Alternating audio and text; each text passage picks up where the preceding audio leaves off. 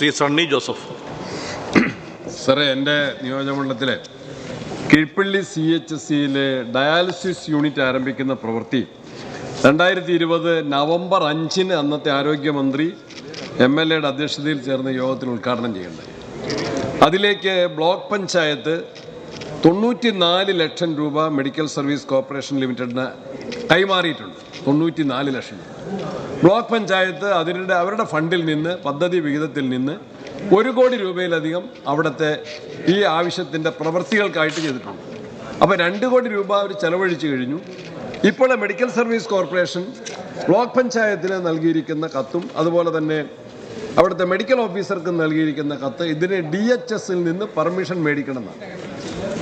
20 ഉദ്ഘാടനം ചെയ്ത പ്രവൃത്തി, 2 കോടി രൂപ മുടക്കിയ ഒരു പ്രവൃത്തി, അതിനിനിയും പെർമിഷൻ കിട്ടാനുള്ള സാങ്കേതിക തടസ്സം അടിയന്തരമായിട്ട് ഒഴിവാക്കി. ഇത് ആറളം ആദിവാസി മേഖലയുടെ സമീപത്താണ് ഈ CHC.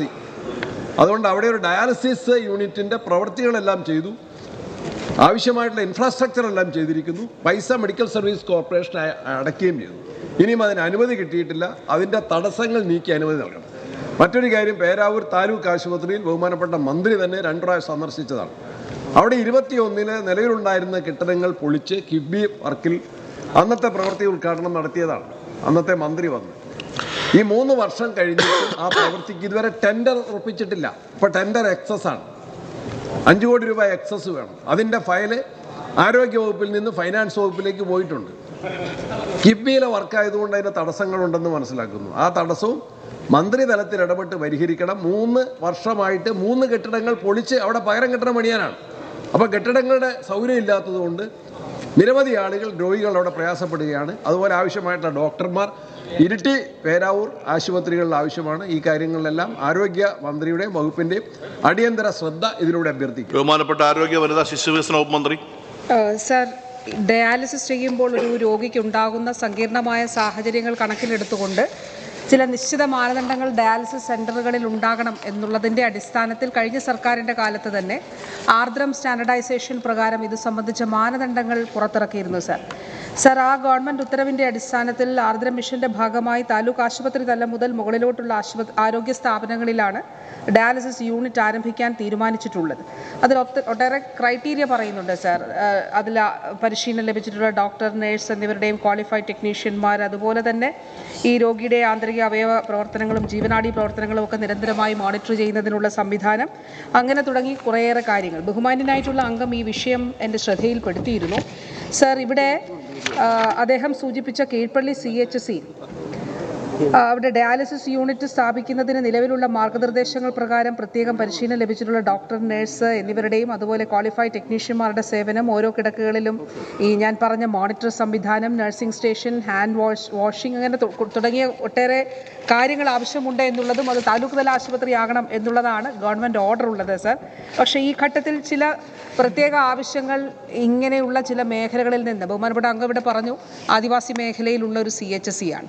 അപ്പോൾ ഇത് സർക്കാരിൻ്റെ ഒരു പരിഗണനയിലുണ്ട്. CHSകളിൽ, അതായത് കഴിഞ്ഞ തവണ ഇറക്കിയ ആ ഓർഡറിനനുസരിച്ച് താലൂക്ക് തലം മുതലാണ് സാധ്യമാകുന്നത്. എന്നാൽ CHSകളിൽ ഇത് സാധ്യമാക്കുന്നതിന് തദ്ദേശ സ്ഥാപനവും ആരോഗ്യ വകുപ്പും കൂടെ ഒരു ധാരണയിൽ എത്തിച്ചേർന്നുകൊണ്ട് ഈ പറഞ്ഞ ക്രൈറ്റീരിയ, ഈ പറഞ്ഞ മാനദണ്ഡങ്ങൾ പാലിക്കുന്ന ഇടങ്ങളിൽ അത് അനുവദിക്കാൻ കഴിയുമോ എന്നുള്ള കാര്യം തീർച്ചയായിട്ടും സർക്കാരിൻ്റെ പരിഗണനയിലാണ് ഉള്ളത്.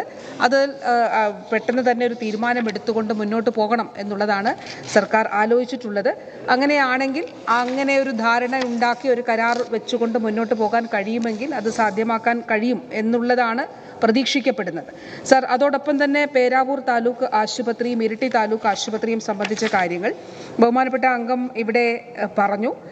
സർ, 5 തവണയിലധികം പേരാവൂർ താലൂക്ക് ആശുപത്രിയിൽ അവിടെ ടെൻഡർ ചെയ്തിരുന്നു.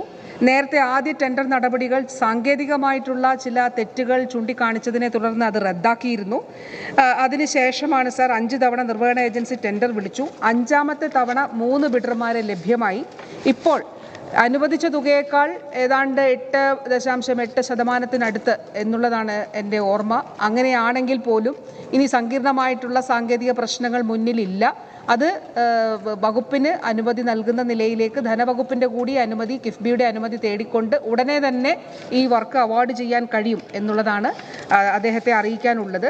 അതോടൊപ്പം സർ, ഇരിട്ടി താലൂക്ക് ആശുപത്രിയിൽ മാസ്റ്റർ പ്ലാൻ പദ്ധതി പൂർത്തിയാകുന്നതോടുകൂടി സ്ഥലപരിമിതി മൂലം ഉണ്ടാകുന്ന പ്രശ്നങ്ങൾ പരിഹരിക്കപ്പെടുന്നതാണ്.